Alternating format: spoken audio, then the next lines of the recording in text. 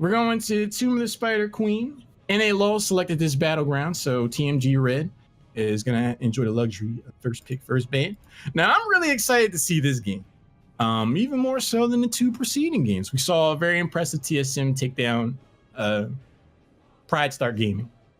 And I was like, all right, you know, NA LUL is a much more aggressive team. Let's see how that fares. NA LUL is able to best them. TMG Red beat a team that features 2 Heroes of the Dorm winners who did not drop a single game that entire tournament. That's not like a fluke. Like, that just doesn't happen. So these guys came out of nowhere, and they've made it this far. I want to see what they got. NA LUL versus TMG Red. All right. Tomb of the Spider Queen. We haven't seen this map so far this year. Kappa? Pipo.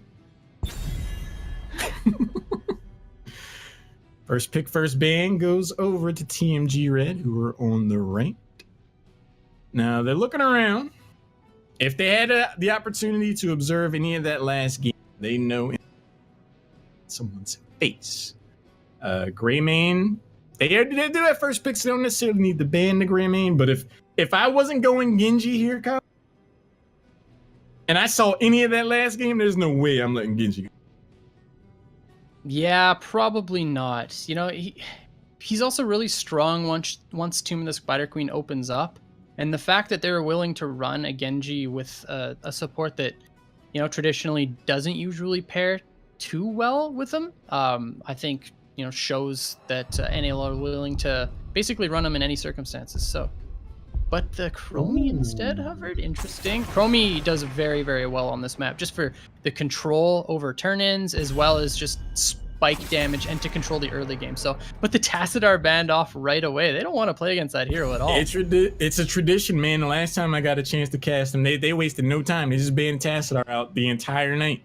And looks like they're keeping that going into the 2018. Chromie is an interesting ban. She does really well on this battleground in the right instance. I feel like Chromie's like that suspense violin in a draft, where I feel like she shows up at the back end and it's like, oh wait, we don't have any way to deal with the Chromie. We're gonna get rocked from across the map now. To take that ban off the board, this says to me that TMG has an eye for the unorthodox, and we could see a wild draft here.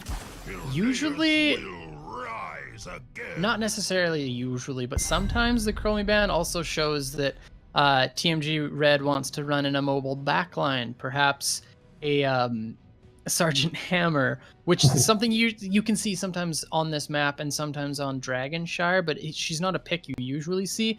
Or you want to play like a mage, again, that's kind of immobile, so you can play like Stealthy Zod with it and stuff like that. But again, just a very strong pick on this map. Greymane first pick for TMG Red, and Lucio immediately picked up. So far, you know, Lucio's been banned, but first time we'll get to see him so far this evening.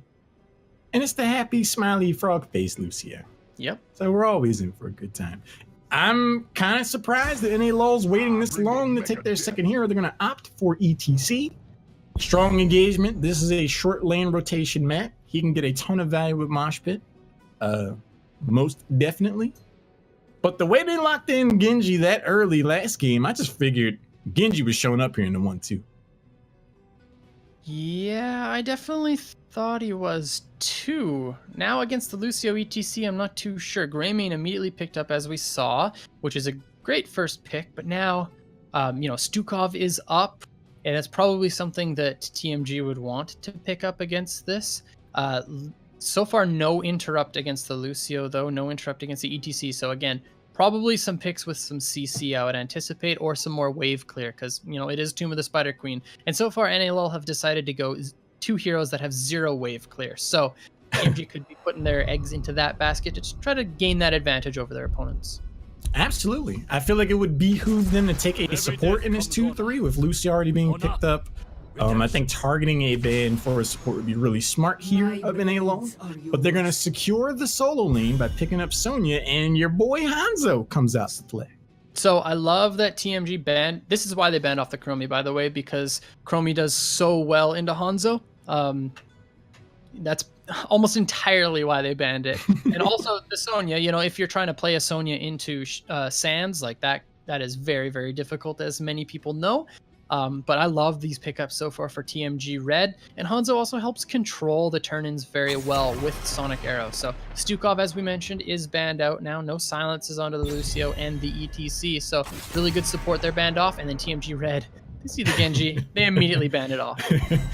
Yeah, they were tempting fate, letting Genji go that deep into the draft. I really like the Stukov ban, though, from NA LUL.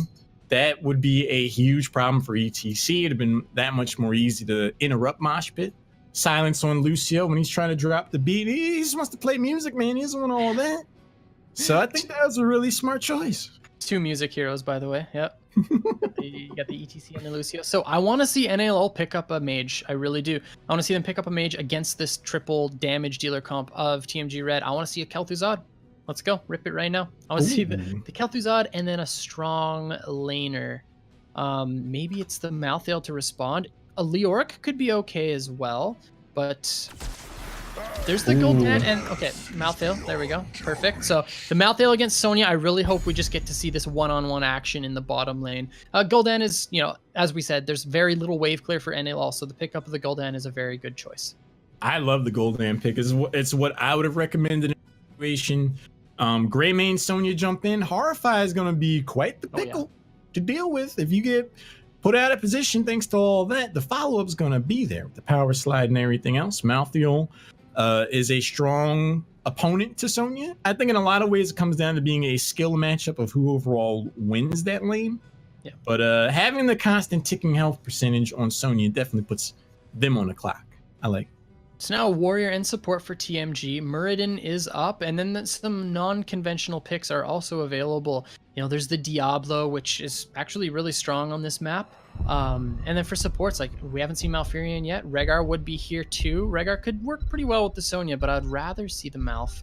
And also, okay, Anubarak and Malf. Okay, so Anubarak instead of the Diablo, I kind of like that as well. You know, Anubarak into Malthael is fantastic because you can just cocoon the Tormented Souls, or you can cocoon Lucio to interrupt his heroic as well if you play it properly. So I like the pickup of Anubarak. Yeah, it's the ultimate wait, don't do that. Anytime Malthael jumps out, he tries to get him back. I'm like, relax, we're good. And then potentially a Twilight Dream to follow up. I didn't get a chance to ask you, but what are your thoughts on the new Tranquility? Twilight Dream for sure. Yeah. I don't think the 10 armor is just enough to do much of anything, and it has a prerequisite, right? Like you have to have regrowth targets, I believe. To get the most out of it, yeah. Yeah. So you just, I just don't think it is strong enough to just counter how powerful Twilight Dream is as a team fighting heroic, especially against this where you actually have things you want to silence. You know, when Malthael goes in, you want to silence him. ETC, you want to silence him. Lucio, you want to silence him too. So I like those.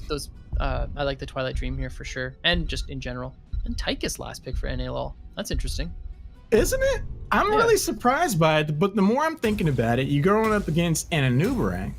If he burrows in and they don't get like the perfect engage to delete someone at the end, Tychus presses his D key and the bug gets melted down. Yes. I think that's a really good pick.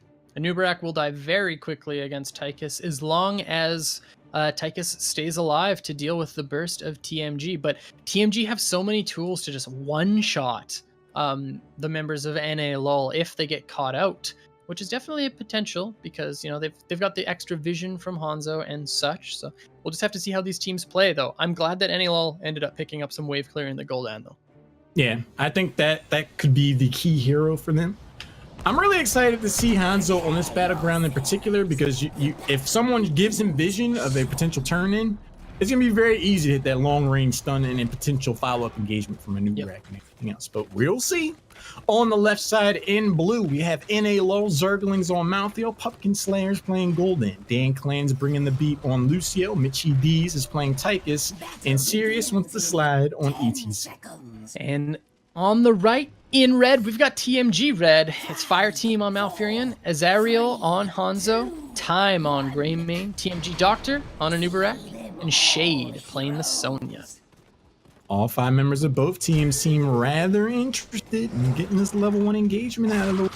Sirius goes in, gets pegged by Zero. He says hello, tips his feathered cap like, hello, Governor. Lots of vision tools for TMG. You know, they've got the little locusts from, or the beetles from Anubrak. They got the vision from Hanzo. So I like that they stepped up first here. But now NALL grouping up, they managed to push out this wave and move in and pick up the globes. Looking at the level 1 talents, Nature's Swiftness for Malfurion. I was curious to see what this build was going to be. Added 5% movement speed could definitely add up. Could get some value there. Zergling and Shade squaring off in the bot lane. Standard Malthael Sonya matchup. No real threat of a takedown just yet. Yeah, and Nerubian armor for the Anubrak, so he's worried about the burst potential from NALL. So it's a good pickup. Now TMG Doctor is looking. There's the Q onto Pumpkin Slayer, but no follow-up. It looked like a good opportunity to look for the Gul'dan there. Absolutely. That's something you got to watch out for from Anubrak in this game. He is, in my opinion, much like ETC in his ability to set up a huge engagement with multiple stuns, but ETC finds himself taken off the board, drops the axes and all. Oops. And that's definitely what TMG Red need to look to do to win this game. They cannot let NALL just dominate this rotation, or else Gul'dan's going to take over this game. The fact that Gul'dan was allowed to escape that mid engagement, I think was a little bit of a misplay by TMG Red, but they snap out of it. They find the ETC of all heroes to pick and end up getting first blood because of it. ETC is one of those heroes we gotta treat his abilities like they're heroics. If you slide in there and hit the W and don't engagement, you're just kind of a punching bag at that point. TMG Red identified that and met the first takedown of the game. Yeah, and Prog Rock for the ETC too. So, you know, he's a little bit, I guess you'd say, squishier than normal, about reducing some auto attacks. So now TMG Red, they are seen on the wave here, but they are looking bottom side. Anubrak can engage from very far, so look for that. There's the long-range burrow. TMG gets the follow-up impale and prescribes a beatdown on Malthael. Second takedown in the game for TMG Red. Mid-wave completely missed by TMG Red, though. So while they did get a pick, a little bit of trade out there, Pumpkin Slayer does get engaged on. Here's Anubrak just putting on a clinic. TMG Doctor showing up and proving to us that Anubrak was the right pick here. Take 2 of these. Call me in the morning, baby. Yeah. Doctor's going all in on this Anubrak. I love seeing his aggressive plays, not worried about EN finding himself on the receiving end of a Tychus minigun, especially with him showing in the bot lane. This could be a potential problem for NALL. Then I'm glad that TMG Red rotate fast enough to pick up that wave. So no wave lost there, and 3 kills over to TMG Red. Their team is getting their win condition for sure, but NALL still having the wave dominance in this mid top, so they can still pull out ahead as long as they're able to clear these waves and get turn-ins when they can. Even being down takedowns, they're relatively even on gems. 20 already turned in, 29 in bank. Time had plenty of that to pick up the siege camp, which could add some accented pressure in his bottom lane. Shade likes that.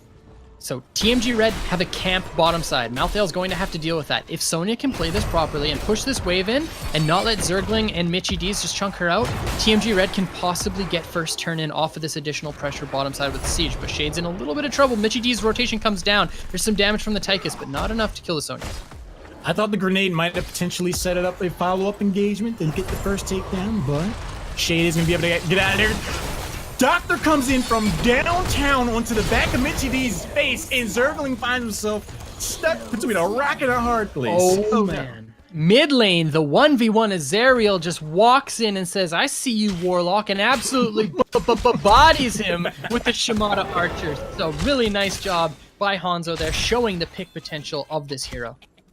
Hanzo's full savage, man. He's like, oh yeah, find you in a 1v1. Level 7 is picked up for TMG Red, as is the first set of web weavers. The Cube target practice talent, 3 heroes already down. So once that completes, Kyler, it's gonna get rough. And bottom push is going to be absolutely insane. Sonya already clearing the wave. Zergling stepping up to try to do something about it, but bottom tower is also taken already, so not a lot of structural defense bottom for NALL. Meanwhile, topside, TMG Red is looking at picking up the top wall, and mid wall is surely going to die as well. Applying pressure multiple portions of the map. Sirius finds himself caught in a rough spot, is able to power slide out of there. TMG Doctor goes in for the burrow, does not connect this time, and he doesn't pay for it. So he's able to walk out of there. The top web weaver eating a ton of damage. I think they should be able to save one of these towers should TMG Red back away, but no, they want to make sure they get this wall before they go. Absolutely. With 2 showing mid and bottom, and Hanzo being able to rotate top fast enough, I definitely think that TMG staying topside was a nice job there. And now TMG rotating mid, clearing up this wave as well. And I would expect TMG to rotate bottom and look for this pick onto Zergling, perhaps the fort off of it. There's the fort. Zergling in a lot of trouble. Fancy feet, but not enough to survive. And now Fire Team with that kill. TMG just... sorry, Fire Team did get the kill, but TMG is putting on the pressure. I thought he did with the Moonfire. I bet you Malthiel's eyes jumped out of his skull when he went into that vision and saw Zariel standing there waiting for the clothesline. That is 6 takedowns to 0 from an aggressive NA LUL. TMG Red are about to be able to defend this set of web weavers picked up for the blue team with a heroic tier advantage. So this is a full defensive gesture here from NA LUL. I don't know if I would even say that was a little bit of an over-rotation bottom to kill the Malthael, but blue web weavers did get the turn in there, but they're not going to be able to do much with it aside from just buy time to get themselves level 10, because it's not like they can push up against the 10s from TMG Red. So NAL still, even though they got the turn ins, just looking to play very scared in this web weaver phase. Oh, I 100% love them going down there and getting that takedown. In a lot of ways, TMG effectively has baited NA LUL into this tourney. This is a commodity and resource that they're going to be able to get no value with without their level 10 advantage. So right now, Kyle, I feel like NA LUL is 100% playing TMG Red's game. I like this.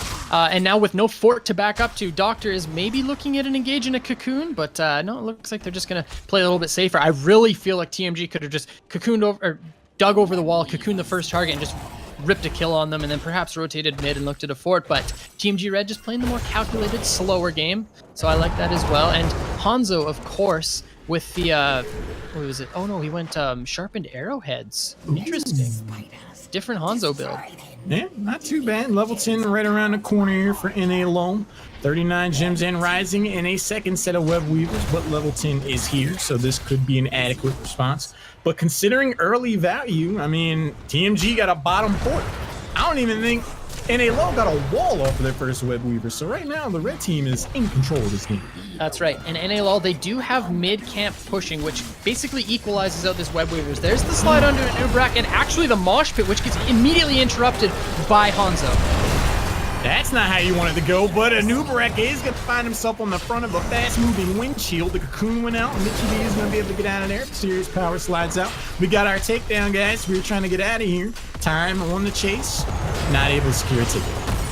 So now the rotation mid for TMG Red. They clear out this mid wave. Meanwhile, bottom is pushing, not doing structural damage yet, but this mid fort is completely opened up to a half-health web weaver here. Now Zariel in a lot of trouble, but does escape without issue, so nice job there. I thought NA LUL might have tried to trade some of their structure health to go out there and get some more takedowns while they had the numbers advantage. They ultimately decide not to. Bottom web weaver goes in and gets a generous amount of value on this bottom keep wall, Colin. Not too bad there if you're on the side of TMG Red at all. Yep, and 13s will be closing in very soon for TMG Red.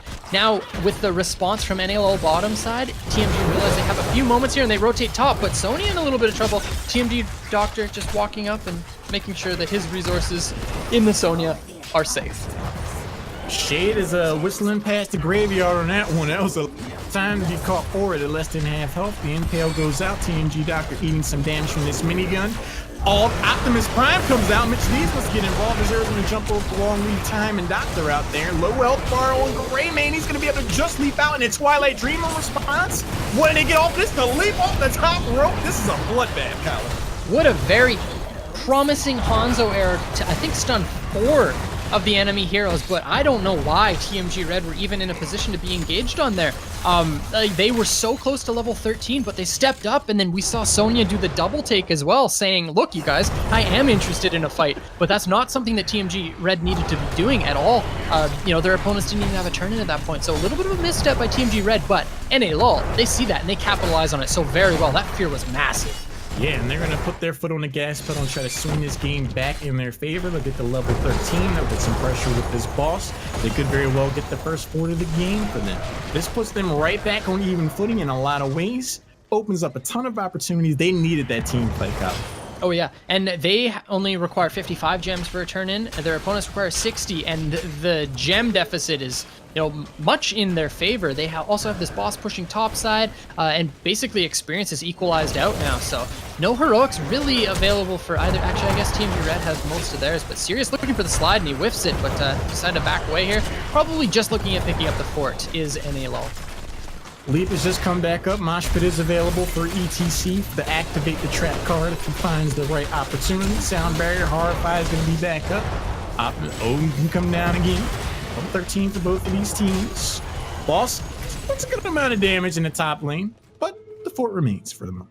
And I like the fact that NA/LUL will walk away from that. They are in no rush to take a team fight. They are going to be getting turned in first. So as long as they just maintain control over the map, they make sure they push out bottom side, like they're going to be perfectly fine. That being said, Shade does get engaged on. Here comes the Odin.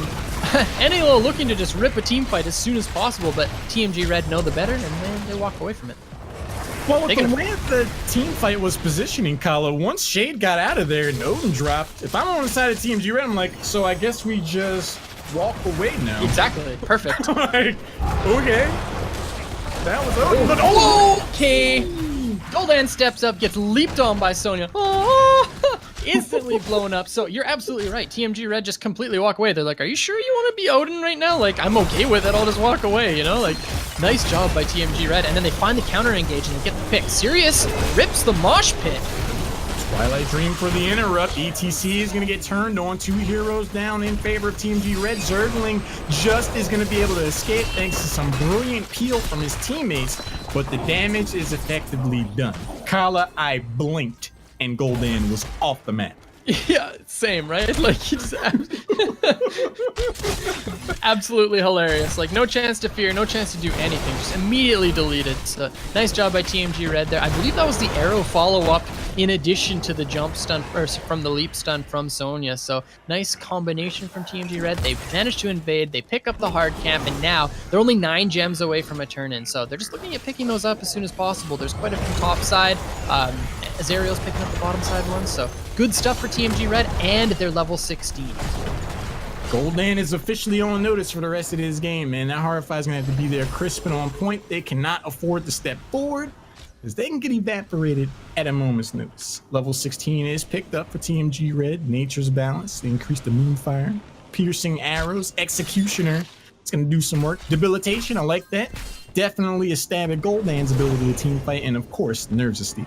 I love this Anubarak pick. I really feel like this is the winning pick for TMG Red. Watch, they engage, they have acid drenched mandibles for 16, so the burst potential from Anubarak is there, and then he uses the cocoon immediately onto Lucio. What is NA/LUL to do? There's a leap following up, there's a go for the throat off of that, not even mentioning the Hanzo damage, so TMG Red's just burst potential on a single target. I feel like they can wipe out 1, 2, 3, 4, 5 any 1-5 heroes from NA/LUL, and then they just reset the team fight and they have a 5v4. It's only going to get worse. Goldan Cocktail just completed, but you're exactly right. Perfect synergy. The time it takes to break someone out of the cocoon with as fast as Goldan died, anyone can get taken down before a sound barrier is available. But the next set of web weavers are here. They're going to rock and roll for this top lane. Still a tier advantage in favor of TMG Red. They could be eyeing a potential keep if they catch someone out of it.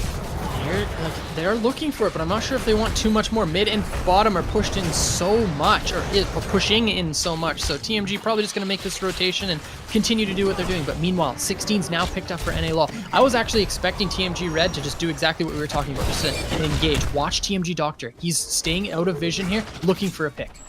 I really love this position from TMG Doctor. As a warrior main, I appreciate manipulating vision. He can get that ultimate surprise engagement well within range, get that double stun lockdown. But NA/LUL are going to be able to successfully hold. That's no catapults to deal with in the top lane, but oh no. All the posturing, nice. Yeah, exactly. All TMG had to do was just posture up exactly like what you were just saying. And then bottom pushed in so much that they got the keep. I seriously expected TMG to just engage there, though. I think the only thing that NA/LUL can do to basically remove the engage potential from TMG Red is just to immediately fear the engage from TMG. So like as soon as that comes in, they hit that fear and then they reset the fight basically. But I'm not sure if they'll be able to execute that as cleanly as they need to. I agree. That's definitely going to be an avenue for success. This engagement from Doctor has been rough to deal with for them so far. They are able to hold off in zone to get another set of web weavers going for them. But again, this feels more like a defensive gesture than anything else. The top lane's already pushed in. The bottom keep is gone. Catapults to deal with for the rest of the game. And they're going to be going up against a bruiser camp mid. So where do they look to push with this? Yeah, bottom will get pretty much nothing for NA LUL, and TMG Red have their hard camp to deep push mid. So like, look at this mid web weaver, already almost down to half health. Top will probably get a fort if left uncontested, but that's it. They don't have to worry about bottom at all. The health will just not be there. Watch the catapult. It's just going to do a lot of damage to the web weaver. So TMG Red deal with this web weaver phase with relative ease. And LUL were playing a dangerous game too by showing Tychus down bot while the rest of the team was just kind of congregated together in mid. I was like, this could be a pretty rough moment. Cocoon comes out, heavy engagement afterwards. Mitchie D's could show up late to the party the hard way. Interesting. NA LUL positioning up top here, perhaps trying to bait in the bushes for something. Bottom is still pushing out, so they'll have to wait for that before TMG Red decide to walk up top, but they got the arrow to scout it out. Turns out Hanzo's a hero who's going to be able to spot out the potential party bush scenario from NA LUL. They're like, all right, well, I guess that's not going to work. So that's out the window.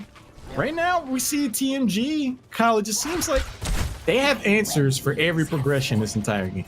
And they're perfectly fine just playing the waiting game, right? They hit 20 first, and their 20 is very hard to deal with. You know, they've got the Sonya, who's super difficult to kill. Anubrak might go rewind. So TMG Red are just looking to play off of the map and just wait for NA LUL to step out of line somewhere. That triple impale diffused any possible engagement. Nicely done by Doctor. I don't even think he meant to do that, but it's just how it turned out. Sirius steps forward, eats a good amount of push from his arrow. There's the power slide. There's the Odin. They're looking to commit. Mosh pit goes out, immediately interrupted. Back on the back line. Dan Clan's getting a ton of damage put on him. ETC evaporates. Pumpkin Slayer catches the uppercut from Greymane, and now it's all things going wrong for NA LUL. Mitchie D's dives onto the backline of TMG Red just to pick up the one consolation prize, which is the Greymane. But meanwhile, TMG just clean up that entire team fight. Boss is up, but bottom is also in end condition for TMG Red. Do they just destroy the wall and walk through? No, it looks like they're just pushing bottom, and that is looking like it's going to be GG for TMG Red. Hit the 22, but man, that team fight. Heck of a showing. A last-ditch effort. NA LUL needed to land a home grand slam to try to turn things around there, especially as level 20 was right around the corner. Sensational engagement and response from TMG Red. They get those early takedowns. They separate Lucio from the rest of the team. ETC drops. The dominoes fall thereafter. See, I feel like TMG didn't even get their actual engage potential of their comp there. Like, but at the same, like, you know, we were talking about the leap plus the Hanzo arrow, you know, and some additional, like, and then the cocoon follows up onto Lucio. TMG didn't even find that condition that fight, and they still absolutely dominated it. You saw Shade jumping onto the back line, just forcing out the sound barrier by herself. So really, really great job by TMG Red there. You know what's really Monka-esque about that last team fight, Colin? What's that? Anubrak still had cocoon. Oh, man. Yeah. So, as dirty as that team fight went, as far as separation, isolation, burst damage, and punishment for positioning, Anubrak could have locked someone up at any given moment, but he was like, we're killing them. So I don't need to do that. Crazy game. It's pretty impressive. TMG Red, I thought that they were going to play that game a little bit too scared. We saw Gul'dan step up past the 50% mark on the wave, and I thought, like, for sure he was going to die at like level 2 or whatever it was, maybe 3. But TMG Red didn't pull the trigger on it. But then they found ETC. They found that pick, and then they realized, wait a second, I think we have like a lot of pick potential here. And then we saw them just ripping their cooldowns and getting kills left and right. So Gul'dan, I think that was a world record. Actually confirmed right now that was a world record timing kill on the Gul'dan in the mid lane. So nice job by TMG Red for setting the record here in this game. Like, Gul'dan clicked on the death recap thing and it just said, like, you died. Like, it just said, you took infinity damage in 0.1 seconds. But Kyle, if there's any doubt about the potential and promise of the North American amateur scene, the teams we've seen so far have put them to rest. This is the first Heroes Hype of the year, and they're already playing their hearts out. I'm so impressed and excited to see what's to come for us. The other game is about 10 minutes in. We've heard from our good old-fashioned Argy. So we're going to take a short break. After the other game on the other side of the bracket resolves, we'll go into the finals, which will be a best of 3. You don't want to go anywhere because these games have been fantastic.